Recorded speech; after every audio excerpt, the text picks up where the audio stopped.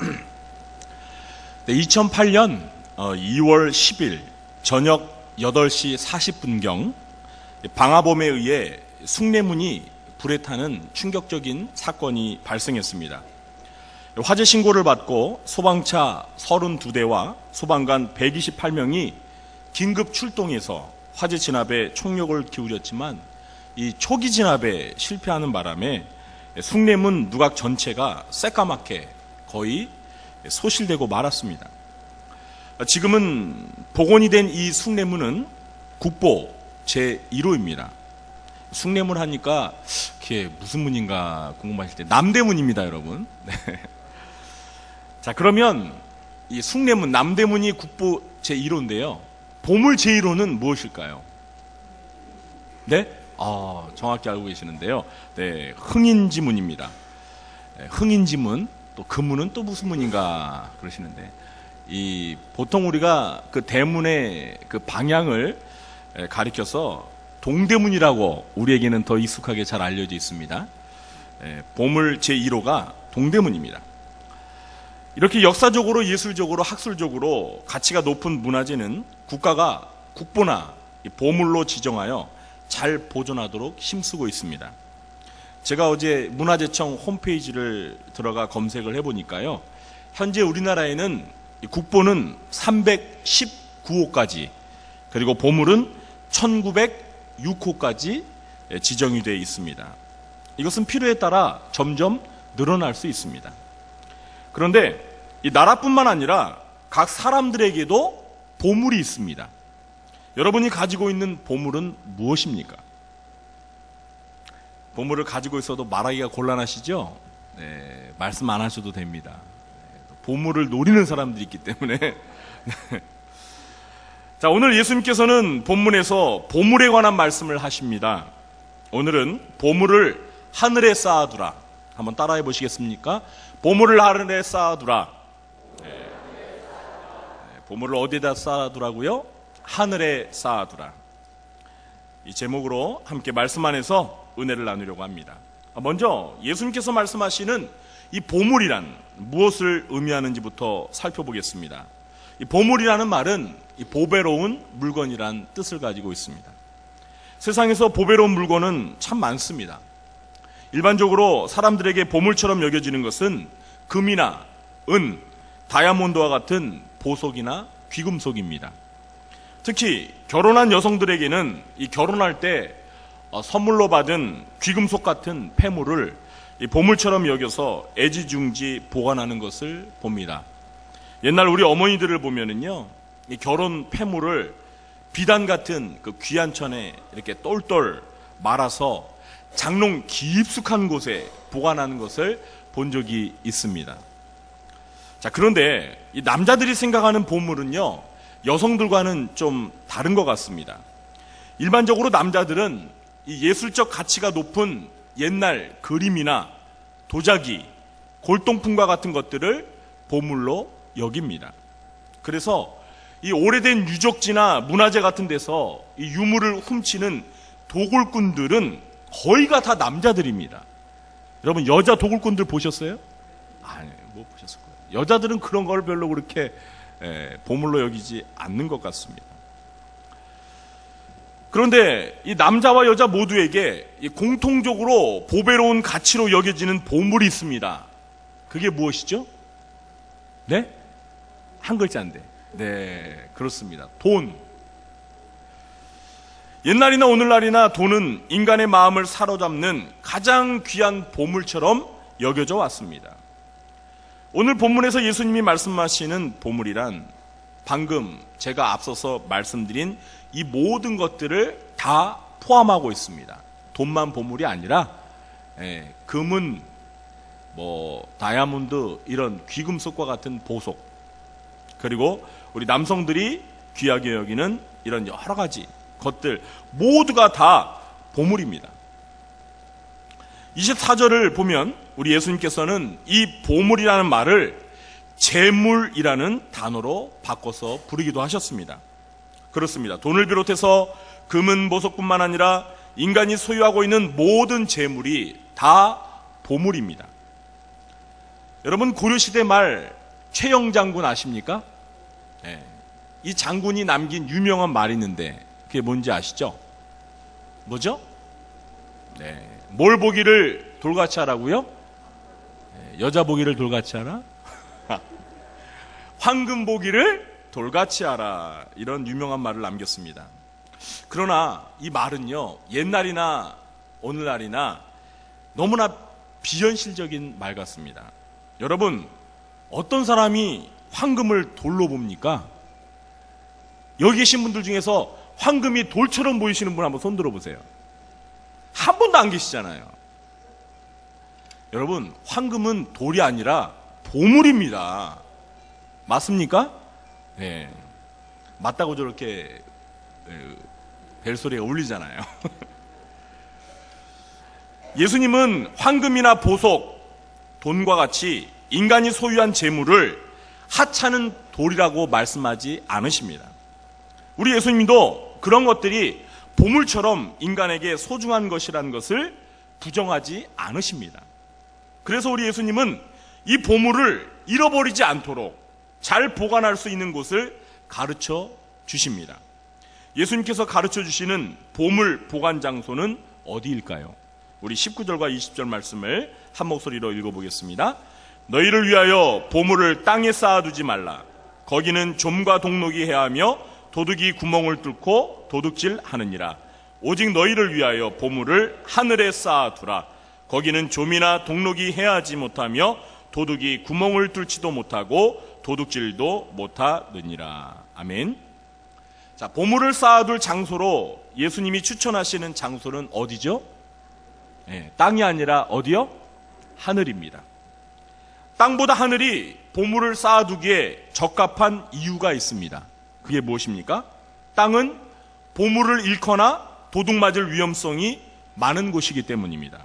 그러나 하늘은 보물을 가져갈 도둑도 보물을 해할 벌레도 녹도 슬지 않는 안전한 장소입니다. 그러면 이 보물을 영원히 잃어버리지 않을 최적의 장소인 하늘은 정확히 어디를 말하는 것일까요? 산상보훈에서 우리 예수님이 말씀하시는 하늘이란 하나님 아버지가 계신 장소를 가리킵니다. 예수님은 산상보훈인 이 마태복음 5장, 6장, 7장에서 모두 7번에 걸쳐서 하나님을 하늘에 계신 아버지라고 부르고 계십니다. 예수님이 가르쳐 주신 주기도문의 맨 처음도 어떻게 시작하고 있어요? 하늘에 계신 우리 아버지요. 그러므로 하늘은 하나님 아버지가 계신 하늘나라, 천국을 상징하는 표현입니다. 예수님은 우리의 보물을 잃어버리거나 도둑 맞지 않을 가장 안전한 장소로 천국을 가르쳐 주셨습니다. 자, 그러면 이 보물들을 어떻게 하늘나라 천국에 가져다가 쌓아둘 수 있을까요? 보물을 보관해야 될 가장 안전한 장소로 하늘나라 천국인 것을 알았는데, 그러면 이 땅에서 우리가 보물처럼 여기는 그 재물들을 어떻게 하늘나라 천국에 가져다 쌓아둘 수 있을까요? 그 방법을 알아야 되잖아요. 저 여러분이 죽어서 천국에 갈 때 돈이나 재물을 가져갈 수 있습니까? 여쭤보는 건데 왜 대답이 없으십니까? 우리가 죽으면 하늘나라 천국에 갈 텐데요. 그때 여러분 이 땅에 있는 보물 가져가시겠어요? 그러면 어떻게 하늘나라 천국에다가 보물을 쌓아두시겠습니까? 여러분 영혼만 갈 거예요? 여러분, 우리가 죽을 때 하늘나라 천국에 갈 때 이 땅에 있는 보물 가지고 가지 못합니다. 하나도 가져가지 못합니다. 옛날에 우리 조상들은요, 사람이 죽으면 저승에 갈 때 여비로 쓰라고 입관할 때 뭘 넣어줬어요? 네, 돈을 넣어줬습니다. 그 돈을 가리켜서 뭐라고 부르죠? 노잣돈이라고 부릅니다.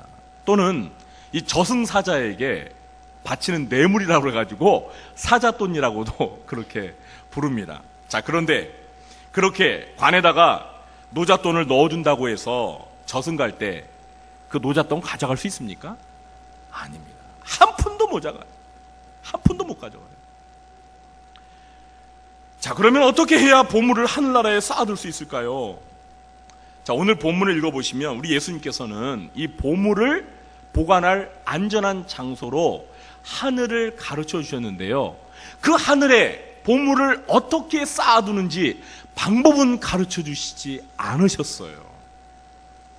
자, 그런데 오늘 이 말씀과 같은 내용이 누가복음 12장 33절에도 기록이 되어 있습니다. 거기에서는 하늘에 보물을 쌓아두는 방법을 예수님이 아주 확실히 가르쳐 주셨습니다. 누가복음 12장 33절을 제가 읽어드리겠습니다. 잘 들어보세요. 너희 소유를 팔아 구제하여 낡아지지 아니하는 배낭을 만들라. 곧 하늘에 둔 바 다함이 없는 보물이니 거기는 도둑도 가까이 하는 일이 없고 좀도 먹는 일이 없느니라. 자, 누가복음 12장 33절에 하늘에 보물을 쌓아두는 방법 무엇입니까? 우리의 소유를 팔아 뭘 하라고요?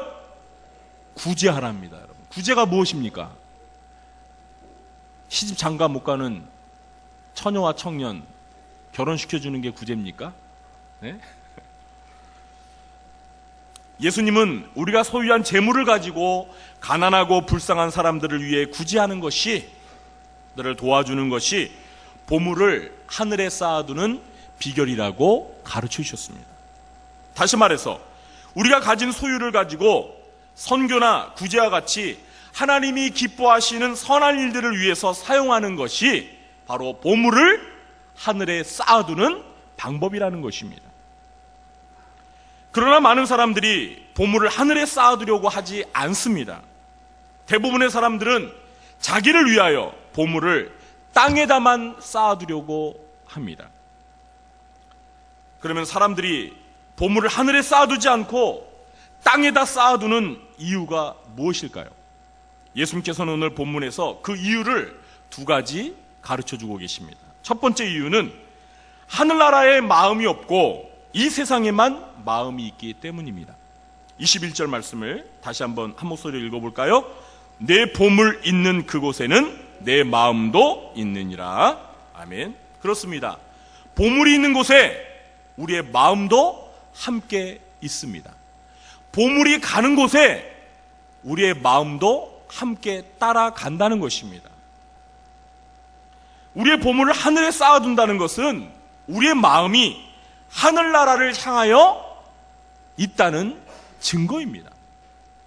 하늘나라를 사모하고 하늘에 계신 하나님 아버지를 사랑하는 사람은 천국과 하나님 아버지를 위해 자신이 보물같이 여기는 자신의 재물을 기꺼이 아낌없이 사용할 수 있다는 것입니다. 그러나 하늘나라에는 마음이 있지 않고, 다시 말해서 천국에 무관심한 사람은 하늘에 보물 쌓는 일에 관심을 갖지 않는다는 것입니다. 그들의 관심사는 오직 이 땅, 이 세상뿐입니다. 그래서 그들은 자기만을 위해서 이 땅에다 보물을 모으고 이 땅에다 보물을 쌓는 일에만 열중을 하는 것입니다. 두 번째 이유는요, 재물에 대한 탐욕으로 인해서 마음의 눈이 어두워졌기 때문입니다. 22절과 23절도 다시 한번 한 목소리로 읽어보겠습니다. 눈은 몸의 등불이니 그러므로 내 눈이 성하면 온몸이 밝을 것이요 눈이 나쁘면 온몸이 어두울 것이니 그러므로 내게 있는 빛이 어두우면 그 어두움이 얼마나 더하겠느냐. 그렇습니다. 시력이 좋으면은요 밝은 빛을 볼 수 있습니다. 그러나 시력이 나빠서 앞을 볼 수 없으면 대낮에도 캄캄한 어둠 속에 살게 됩니다. 예수님께서 여기에서 말씀하시는 눈은 이 육신의 눈이 아닙니다. 마음의 눈을 가리키는 것입니다. 우리가 재물을 바라보는 눈이 욕심으로 가득 차게 되면 우리의 마음은 철저히 어둠이 지배하기 때문에 천국을 위하여 하늘에다 보물 쌓는 일에는 관심조차 없게 된다는 것입니다. 오직 이 땅에서 자기 자신의 욕심과 만족과 행복을 위해서만 보물을 땅에다 쌓으려고 할 뿐입니다. 예수님은 24절에서 이렇게 재물에 대한 지나친 탐욕을 가진 사람들은 하나님을 섬기지 못하고 재물을 주인처럼 섬길 수밖에 없다고 말씀하십니다. 우리 오늘의 결론 말씀 24절도 한 목소리로 읽어보겠습니다. 한 사람이 두 주인을 섬기지 못할 것이니 혹 이를 미워하고 저를 사랑하거나 혹 이를 중히 여기고 저를 경히 여김이라. 너희가 하나님과 재물을 겸하여 섬기지 못하느니라. 아멘. 사랑하는 성도 여러분, 이 돈이나 재물은요, 사람에게 보물과 같이 귀한 가치가 있는 것입니다. 이것을 예수님도 부정하지 않으십니다. 그러나 이 재물을 바라보는 눈이 지나치게 탐욕스럽게 되면 재물은 단지 보물이 아니라 인간에게 섬김을 받으려 하고 인간을 지배하는 주인으로 군림하게 된다는 것입니다. 그리고 더 나아가서 하나님의 자리를 대신하는 우상이 되어 인간에게 강력한 영향력을 행사하게 됩니다.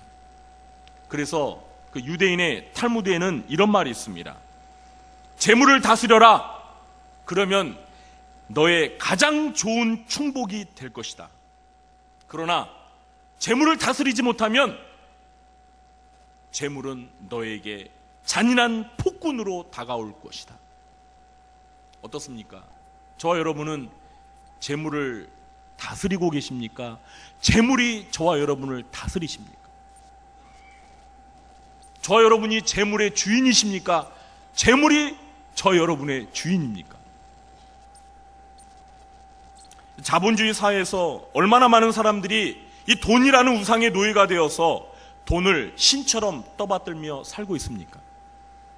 돈만 있으면 무엇이든지 가능하다는 이 황금만능주의 사상에 사로잡혀 수많은 사람들이 돈을 과도하게 소유하기 위해서 범죄를 서슴지 않고 있습니다. 여러분, 오늘날 현대사회에서 벌어지는 범죄의 대부분의 원인이 무엇입니까? 다 돈 때문입니다. 여러분, 요즘에 그 언론에서 많이 보도되는 그 연예인들 성폭행 그 사건 보세요. 그 이유가 무엇입니까? 꽃뱀들이 그 연예인에게 돈을 뜯어내기 위해서 그런 무고죄를 짓잖아요. 여러분, 어떻게 한 번 만나가지고 몸을 줄 정도로 그렇게 사랑을 합니까?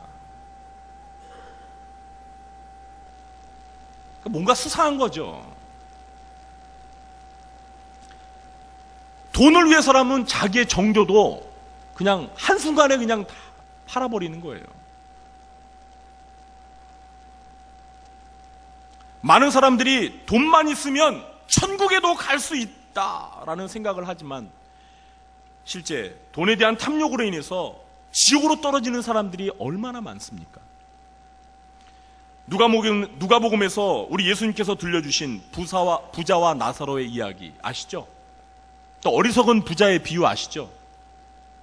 제가 지난 맥주 감사주일날 어리석은 부자의 비유 본문으로 설교를 했습니다. 여러분, 그 이야기와 비유에 등장하는 부자들을 보시기 바랍니다. 부자와 거짓 나사로의 이야기에 나오는 그 부자 보세요. 날마다 호의호식하며 자기를 위해서 날마다 잔치를 벌입니다. 자기 자신을 위해서. 그런데 그 부잣집 대문 밖에 누가 있습니까?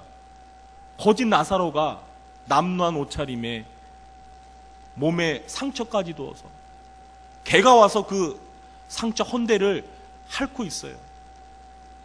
그 나사로는 그 부자의 집에서 날마다 버리는 그 잔치석상에서 떨어지는 음식 쓰레기 가지고 배를 불리려고, 배를 채우려고 그러고 있어요. 그런데 부자는 그 거짓 나사로에게 눈길조차 주지 않아요.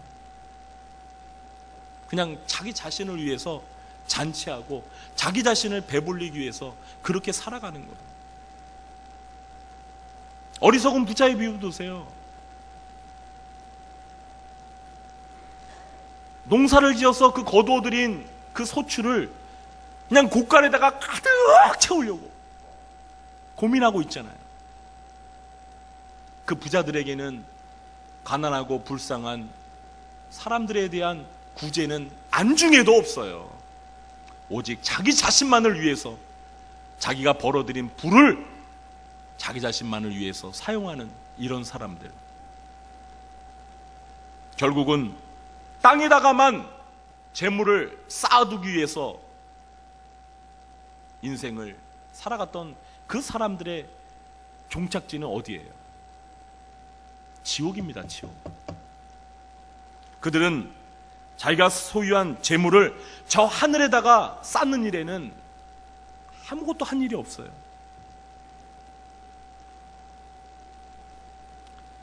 (1950년대에) 두 명의 사람이 노벨상을 수상했습니다. 한 사람은 우리가 잘 아는 알버트 슈바이처 박사입니다. 1952년도에 노벨 평화상을 수상했습니다. 그리고 또 한 사람은 프랑스가 낳은 위대한 문학가 알베르 까미입니다. 여러분 까미 아십니까? 아마 문학을 좋아하시는 분은 아실 텐데요. 이 까미는 1957년에 노벨 문학상을 수상했습니다. 노벨상을 받으면 상금이 많이 후하게 주어지죠. 그런데 이 슈바이처 박사는 그 노벨상을 받은 상금으로 그 상금을 어디다 썼을까요? 슈바이처는 아프리카에 가서 그 상금으로 나병 환자를 위한 병원을 건립했습니다.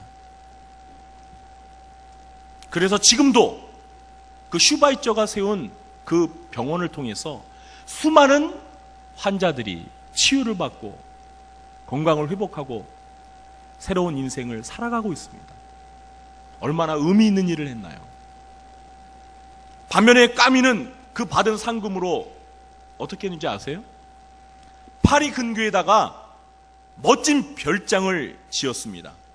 그리고 그 별장을 향해서 좋은 자동차를 몰고 가던 중에 안타깝게도 교통사고를 당해서 죽고 말았습니다. 여러분, 이 두 사람 너무 대조적이지 않습니까? 사랑하는 성도 여러분, 저와 여러분은 재물을 어디에다가 쌓으며 살고 계십니까? 땅에다 쌓고 계십니까? 하늘에다 쌓고 계십니까? 재물을 얼마나 소유하느냐보다 더 중요한 것은 그 재물을 무엇을 위해 어떻게 사용하느냐가 훨씬 더 중요한 것입니다. 땅에다 재물을 쌓는 사람들은 재물을 많이 소유하는 것에서 기쁨과 만족과 행복을 느끼며 사는 사람입니다. 그렇습니다, 여러분. 여러분, 돈을 많이 버는 기쁨 아시죠? 돈을 벌 때 그 느끼는 희열, 기쁨, 여러분 대단합니다. 그런 사람들 있잖아요. 그냥 돈을 그냥 갈고리로 이렇게 끌어 모은대잖아요. 이렇게. 저희 어머니가 저희 아버지한테 시집 올 때 그랬답니다. 저희 집안이. 저희 할아버지께서 과거에 종로에서 한약방을 운영하셨어요. 이 한약재를 파는 그래가지고 날마다 그냥요 이 푸대자루에 그냥 돈을 그냥 이렇게 퍼다 담았대요. 그런데 문제는 저희 할아버지는 하나님을 모르셨어요. 하늘에다 재물을 쌓는 방법을 모르셨어요. 그냥 땅에다 재물을 쌓는 일에만 열중하셨어요. 자기를 위해서만 쓰신 거예요. 그래가지고 그 많던 재산을 다 나눠줬어요.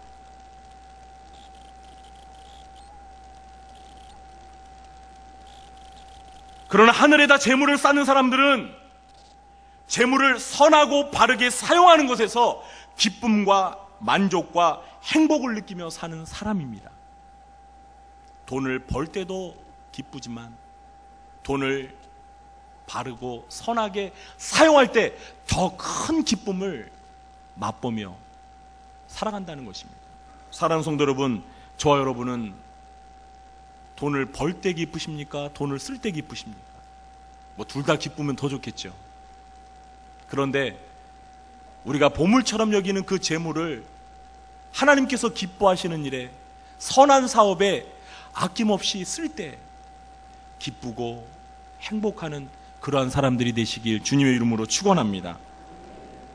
우리가 재물을 땅에다 쌓지 않고 하늘에 쌓아두기 위해서는 디모데전서 6장에서 돈과 재물에 관한 바울 사도의 교훈을 마음에 꼭 새길 필요가 있습니다. 사도 바울은 디모데전서 6장 10절에서 이렇게 말합니다. 돈을 사랑함이 일만하게 뿌리가 되나니 이것을 탐내는 자들은 미혹을 받아 믿음에서 떠나 많은 근심으로써 자기를 찔렀도다. 여러분, 돈 자체가 문제가 있는 게 아니라요, 돈을 사랑하는 그 마음이, 그 돈에 대한 탐욕이 모든 악의 원인이 된다는 거예요. 아까 말씀드렸지만 우리가 저지르는 죄의 대부분의 원인이 이 돈을 사랑하는, 돈에 대한 탐심 때문에 저질러지는 것 아닙니까? 여러분, 돈이나 재물을 사랑하지 마십시오. 그러면 절대 하나님을 사랑할 수 없습니다. 예수님은 하나님과 재물을 동시에 사랑할 수 없다고 말씀하셨습니다. 돈을 사랑하든지 하나님을 사랑하든지, 이게요 무슨 시소처럼요 딱 균형을 이루는 게 아니에요. 양팔저울처럼 이렇게 균형을 이루는 게 아니에요. 한쪽이 올라가면 한쪽이 내려가고, 한쪽이 올라가면 또 다른 한쪽이 내려가는 거예요. 하나님을 사랑하면 재물을 사랑하는 마음을 극복할 수 있고요, 재물을 하나님보다 사랑하면 하나님을 사랑할 수 없습니다. 아니야, 나는 하나님과 재물을 딱 균형 있게 사랑할 수 있어요. 그건 천만의 말씀입니다. 아니에요.